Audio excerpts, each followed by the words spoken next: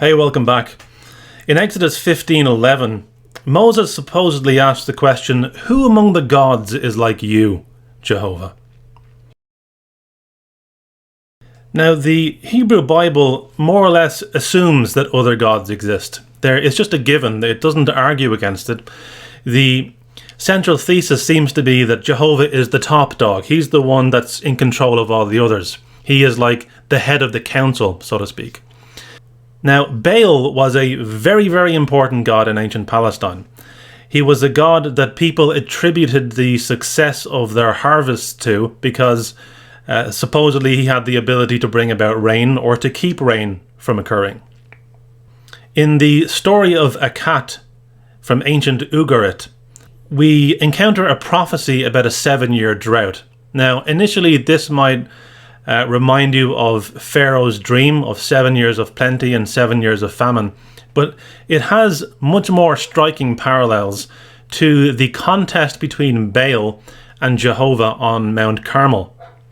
The prophecy of Baal from the Story of Aquat reads, "For 7 years Baal will disappear.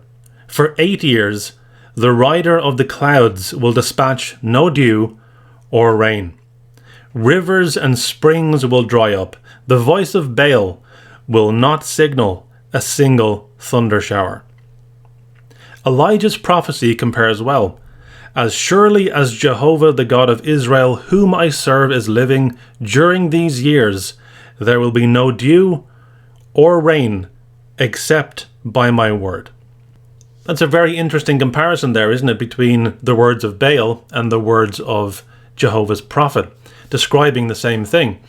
Now, the Hebrew Bible is obsessed with Baal. He is an impotent god.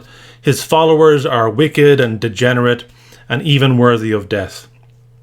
And this seems to be because many of the attributes we associate with Jehovah are actually originally associated with Baal. In fact, Psalm 29 is so similar to a hymn to Baal that some scholars have argued that it is essentially taken from the Baal mythology and then just retroactively adjusted to fit the Jehovah-only narrative that was taking place in Israel at the time. Now, we've just seen that Baal was sometimes referred to as the rider of the clouds. "Sing to the one riding on the clouds. Jah is his name," says Psalm 68 verse 4. And you'll just need to go to the footnote in the 2013 edition of the New World Translation just to see that expression there. Now, in ancient Palestine, gods were essentially just the forces that they represented. For example, Yare, meaning moon, was the moon god. Mot, death, was the god of death. And Jehovah is spoken of battling rivers and sea.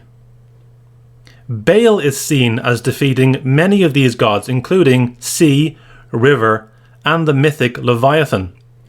The gods of pestilence and plague accompany him. Pestilence and plague also accompany Jehovah. And Jehovah crushes the heads of sea monsters and Leviathan. Jehovah and Baal have a lot in common, don't they? Eventually, however, Baal is swallowed whole by Mot, the god of death, into Sheol or hell. Never to be outdone, though, Jehovah even manages to defeat death. He will swallow up death forever. Upon a mountain, Baal is housed in a temple made of cedar. Jehovah's temple, too, made of cedar, is built on Mount Zion. So who among the gods is like Jehovah? Well, Baal seems kind of similar, don't you think? So that's all for this video. Thanks for watching. See you next time.